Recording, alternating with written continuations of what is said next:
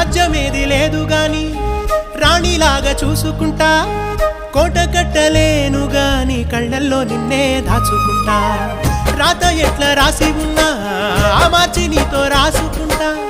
స్వర్గమంటూ ఉన్నదంటే అది నీతోనే ప్రతిరోజు పంచుకుంటా నిన్ను గన్నవి నాన్నకన్నా